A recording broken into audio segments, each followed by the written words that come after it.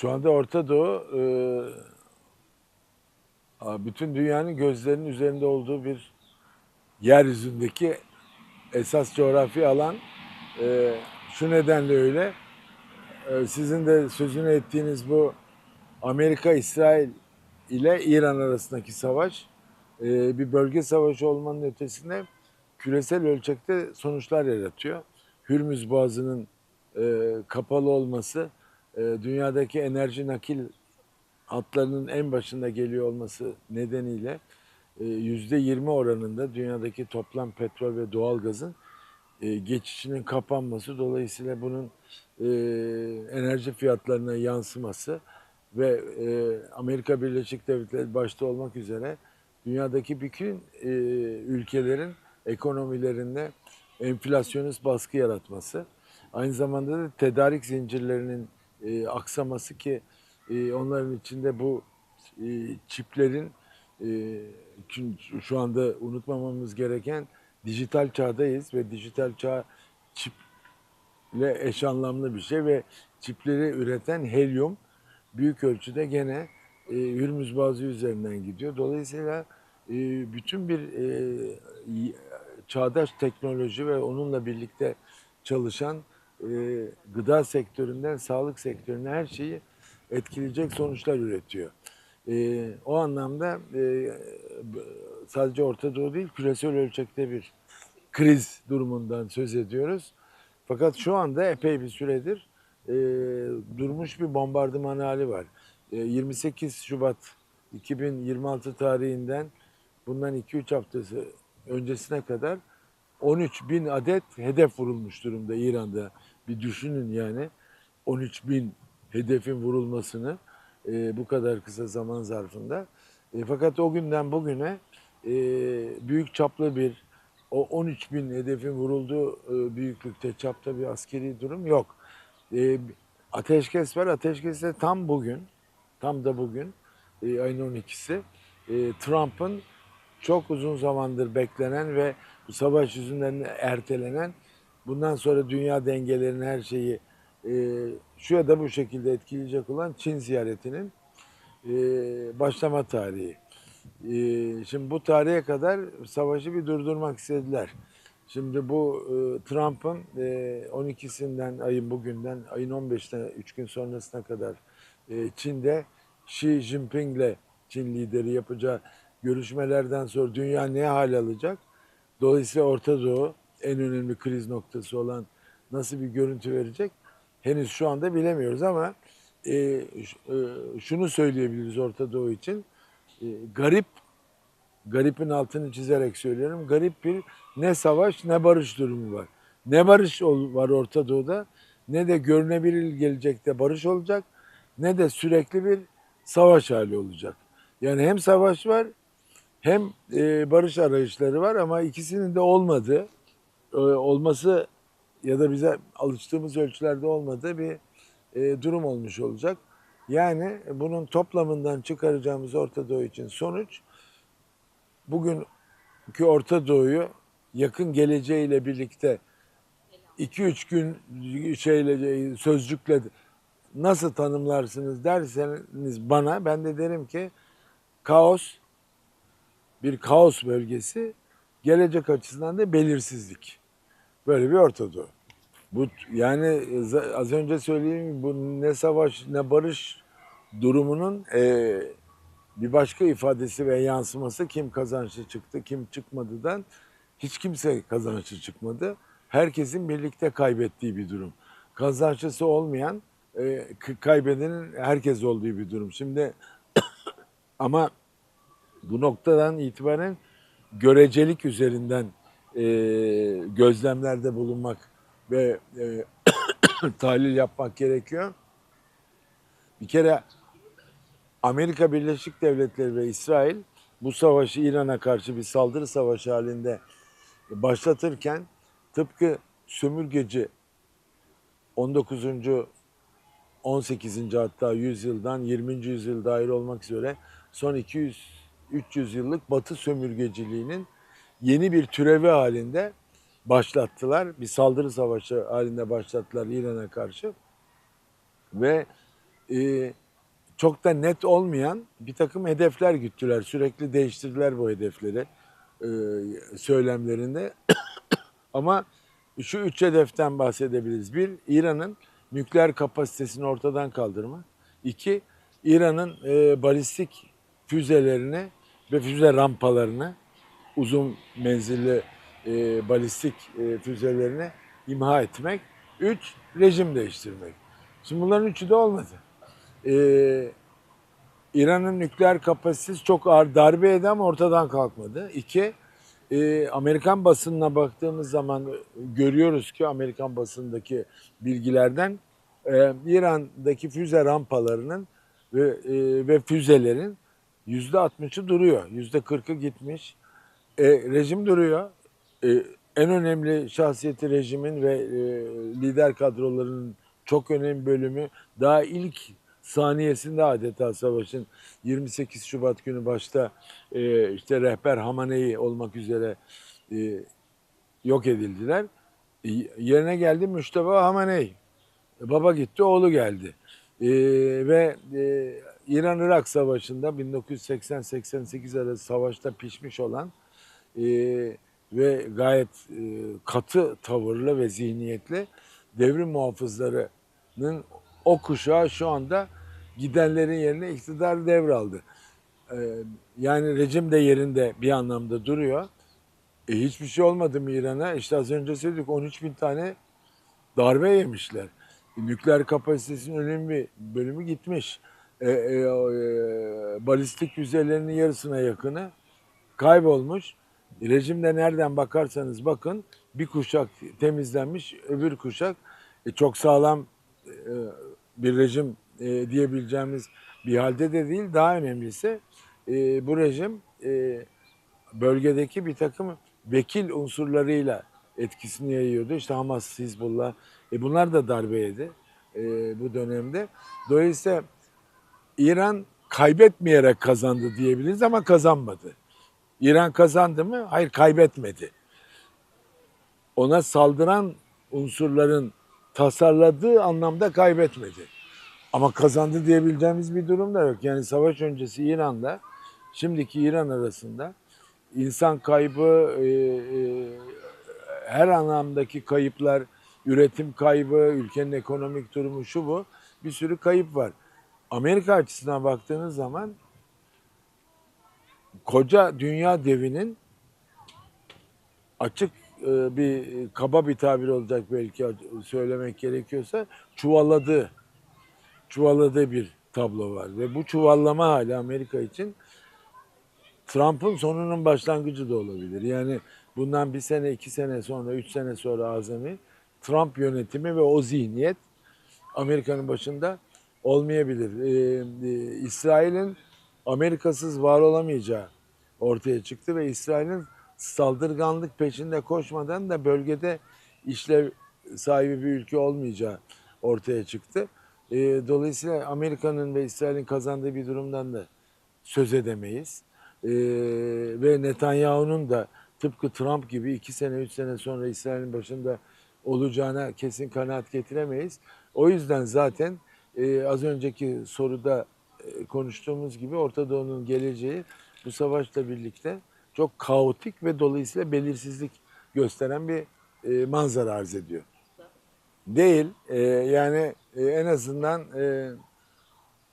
illa bu savaş anlamında demiyorum ama son birkaç yılın gelişmeleri e,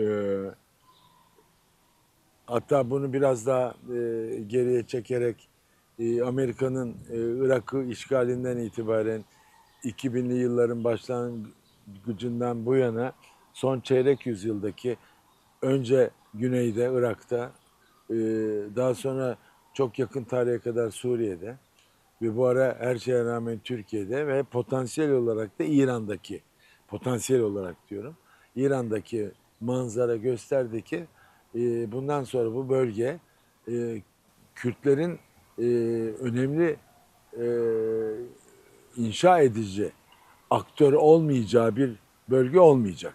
Yani sizin sorunuzda sorduğunuz gibi Birinci ve İkinci Dünya Savaşı sonralarında Kürtler yoktu. Şimdi varlar. Bütün soru nasıl var olacakları üzerinde dolaşıyor. E, Ama şunu biliyoruz. Birinci ve İkinci Dünya Savaşı sonrasında çok farklı bir şekilde olmayan Kürtler bundan sonra olmuş haldeler ve varlar. Bunu biliyoruz. Diğer soruya kendiliğinden geçip nasıl var olacakların sorusu aranıyor. Şimdi önümüzdeki tarihi dönem bu. Şu geldiğimiz noktada bu konuda en net e, vizyonu, öyle diyeyim, Abdullah Öcalan ortaya koydu ve Kürtlerin bulunduğu dört parçanın hepsinde iktidar ortağı olmasıyla onun demokratik entegrasyon dediği, bir başka şekilde ifade edilecek olursa Kürtlerin iktidar ortağı olması, iktidarın bir parçalısı olması, mazlum ve mağdur toplulukları olmaktan çıkıp bulundukları ülkenin yeni geleceğini, bundan sonraki geleceğini inşa eden ve onda rol alan unsurlar olmaları. Şimdi Suriye'de her şeye rağmen bu yola girildi. Sancılı bir yol bu. Düzgün bir şekilde ilerlediği söylenemez ama ilerliyor.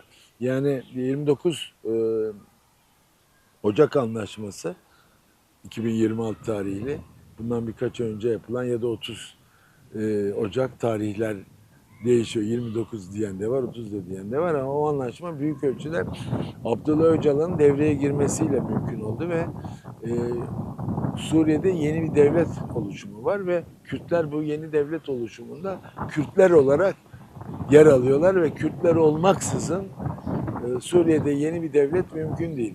Irak'ta zaten varlar.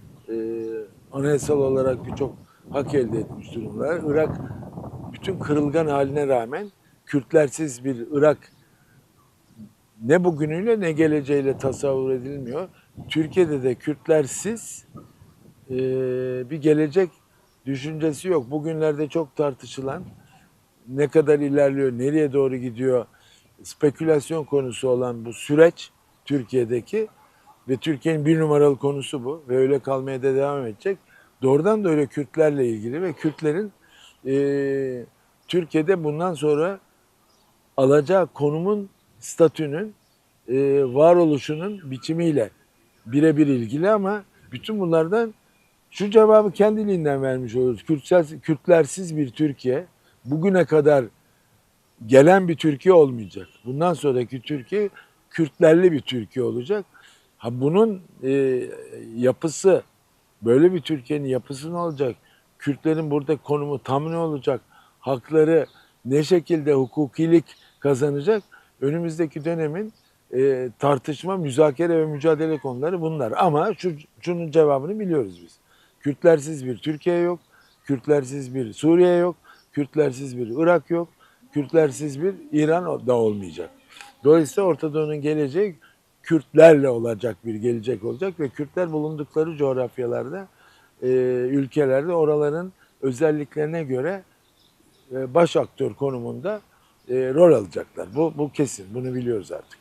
Yani statünün tanımı önemli tabii. Burada e, Devlet Bahçeli'nin Milliyetçi Hareket Partisi Genel Başkanı ve iktidar ortağı ve bir anlamda da sözünü ettiğiniz sürecin bir tür emniyet sübabı olan, e, bu kadar iddialı bir sıfat kullanabilirim.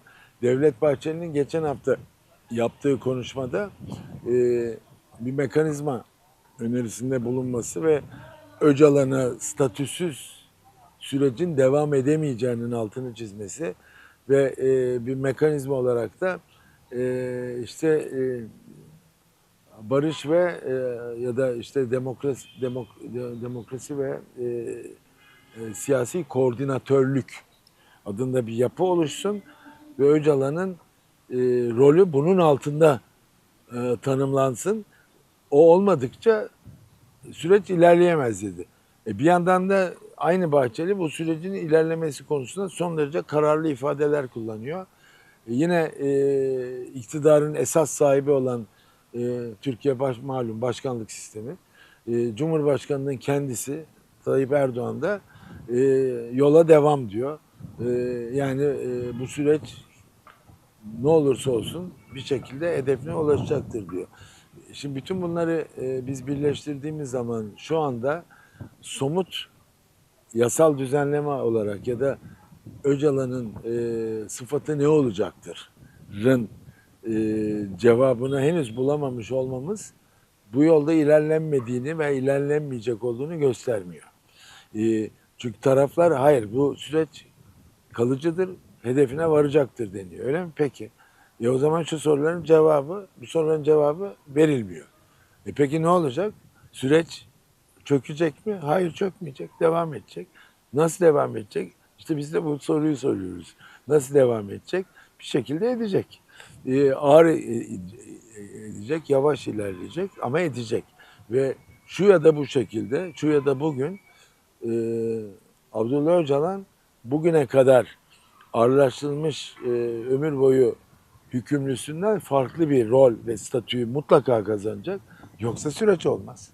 Gayet basit. İkincisi bunu niye kazanacak?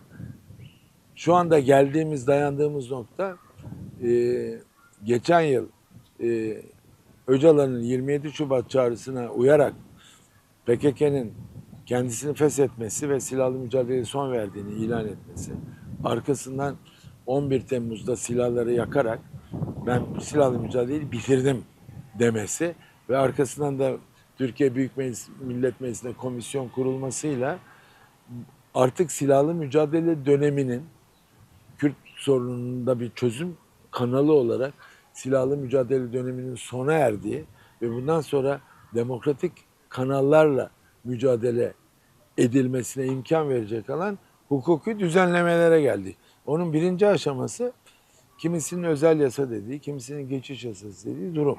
O ne demek?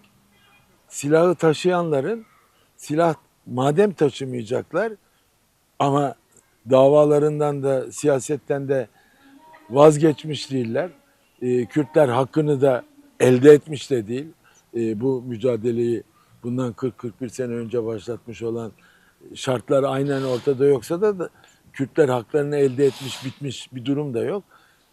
Yani silah taşımış olanlar bundan sonra silahsız olarak var olabilirler demek. Onun hukuki düzenlemesinin yapılması gerekiyor. Dağdakilerin tırnak içinde ovaya inmesi gerekiyor.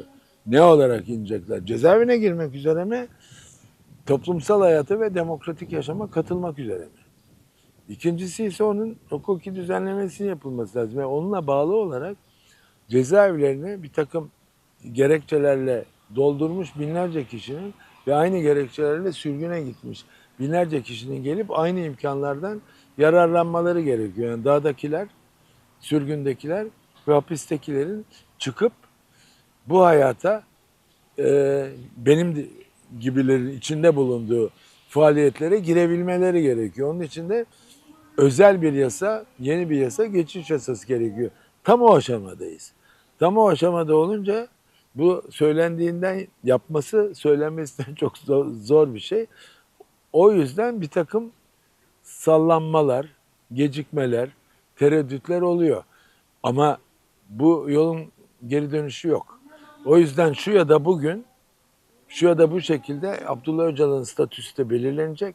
Bu yasalarda çıkacak. Yani bu sizin sorduğunuz soru toplumsal rızanın ve güvenin önemini ortaya koyuyor. Çünkü son bir yıl içinde yapılan bütün araştırmalar Kürtler ve toplumun Türk kesimi arasında ayrı ayrı yapılanlarda toplumun Kürt kesimi %80 oranında destek veriyor sürece. Türklerde rakam %60'larda filan. Somut adımlar görülse daha da artabilir bu. Güven kısmına gelince e, Türklerde güven düşük, Kürtlerde de çok düşük. %40'larda filan. Hatta bana sorarsanız ben bu %40'ı bulan bu çalışmayı yapan bazı arkadaşlar dedim vallahi iyi bulmuşsunuz. Ben Diyarbakır'a ne zaman gelsem çevreyi de dolaşsam güven %10-20, %40 çok büyük bir rakam. Yani son derece düşük bir güven var. Destekle olsun, olursa çok iyi olur demekle olur mu, olabilir mi demek arasında muazzam bir makas açıklığı var. Bu makas açıklığı gidermenin yollarından biri bu güveni, toplumsal rızayı artıracak adımlar atmaktır. İki temel adım. Yani bir bu statü meselesi Öcalan'la ilgili ve aynı zamanda tabii bu yasanın hazırlanması ama bunlardan da bağımsız olarak iki simgesel adım ki onun için yeni bir şey yapmanız gerekmiyor. O karar vermeniz gerekiyor sadece. Yeni bir yasa falan çıkarmanız gerekiyor. Bir, kayyımların iadesi uzaklaştırılarak seçilmiş belediye başkanlarının Mardin'de, Van'da, Hakkari'de görevlerine iadesi, Batman'da ve diğer başka yerlerde. İki, Selahattin Demirtaş, Figen Yüksekdağ bu insanların Kobani davası tutukluların ve özellikle Avrupa İnsan Hakları Mahkemesi kararlarının 3 kez muhatabı olmuş olan Selahattin Demirtaş'ın serbest bırakılması. O fışkırır gider. Siz eğer şeyi getirecekseniz, dağdakileri hukuki konumla buraya getirecekseniz, hiç dağa çıkmamış olanları nasıl tutacaksınız hapiste? Neye dayanarak tutacaksınız? Olacak iş değil yani bu. Zaten o adımı atarsanız, attığınız takdirde, mesela Selahattin Demirtaş çıktığı takdirde toplum galiba bu iş olacak. Bunlar niyeti düzeliyor diye bakacak ve güven artacak. Fakat şu anda yani biz bu görüşmeyi Mayıs ayının ortalarında yapıyoruz. Tam bu sıkışmışlık durumunun zirve noktasındayız. Ama devam edecek. Bu iş olacak yani onu demek istiyorum. Şu anda en azından şunu söyleyebiliriz kolaylıkla. Güvenlikçi yaklaşım ortadan kalkmış değil, duruyor. Ee, Bundan belki 2 ay öncesine oranla, 3 ay öncesine oranla daha zayıf. Bir sene öncesine göre daha zayıf.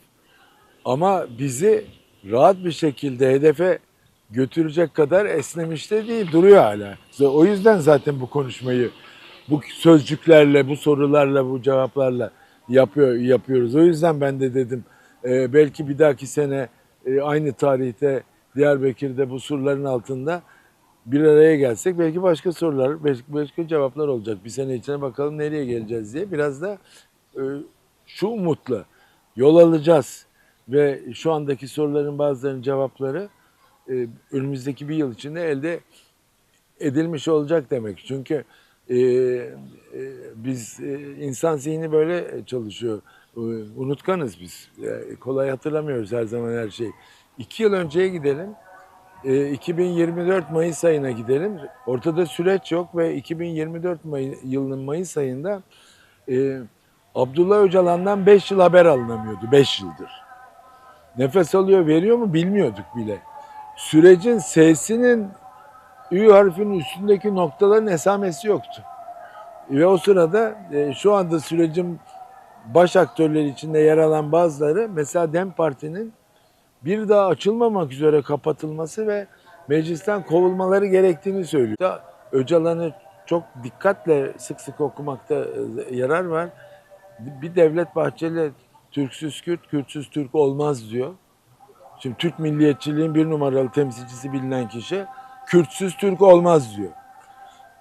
Öcalan da aynı şeyleri söylüyor. Her ikisi de Malazgirt'e kadar götürüyorlar beraberliği ve bugünkü Türkiye'de e, en azından şu Diyarbakır'a gelip görüyoruz. Türkiye'nin her yerinden akın akın insan geliyor buraya.